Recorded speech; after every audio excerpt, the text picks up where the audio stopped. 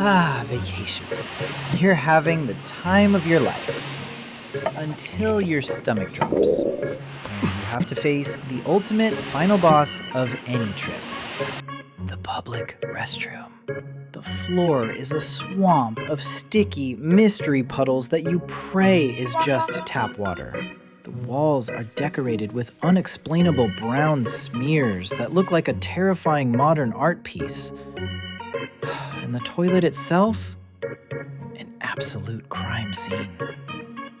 The bowl is choked with unflushed horrors and Jackson Pollock-style skid marks, while the seat is glistening with suspicious yellow droplets and stray mystery hairs.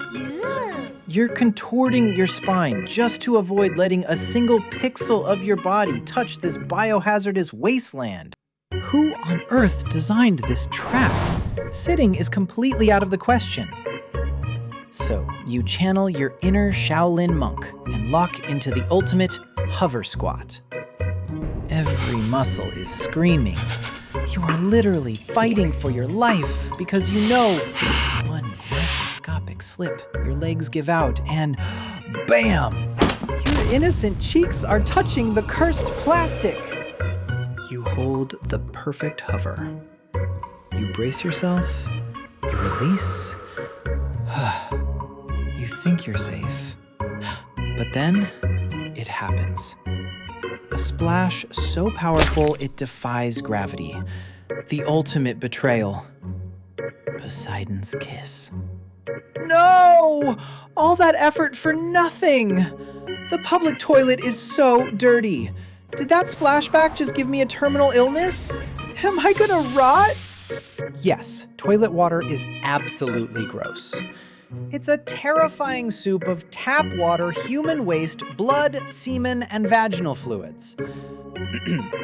And this soup is packed with a microscopic zoo of bacteria like E. coli and Salmonella, viruses like Norovirus and Rotavirus, fungi, and parasites. But okay, hit the brakes. Actually getting sick from a splash to the butt? That is really hard. For that splash to infect you, you need to hit the jackpot of bad luck. Because for a germ to actually invade your body, it needs 2 VIP passes, a massive army of microbes, and direct access to an open wound or mucous membrane. So to get infected by a splash, the previous user had to be sick and leave a massive payload behind. You'd need an open cut right on your cheeks. The water would have to be a bullseye hit to your delicate areas, and your immune system would have to be weakened. All of these crazy coincidences happening at the exact same time is probably rarer than finding a clean public bathroom with actual 2-ply toilet paper. Plus, you probably furiously flush the toilet first for a clean slate, washing away most of the germs anyway. The splash is dramatic, but it's a decoy. The true invisible assassin is Norovirus, spreading through fecal-oral transmissions. This highly contagious supervillain is famous for causing massive outbreaks of stomach bugs. Now, what exactly is fecal-oral? Simply put, you are eating someone else's virus-infected poop. No, not directly. Put that poop burger down. Here is how it actually goes down. The infected guy before you does his business and flushes. That flushing process is just like a volcanic eruption. It blasts the toilet water into the air in the form of tiny droplets, carrying the virus with it. This invisible toxic cloud coats the entire stall, landing on the flush button, the door handle, the faucet, and the paper dispenser. If you touch those surfaces and then go eat your lunch without washing your hands, boom! You just served yourself a norovirus special. You can't control who used the bathroom before you, but you can level up your defense. Here is your ultimate survival guide. Rule number 1, close the lid before you flush. Rule number 2, choose the right weapon.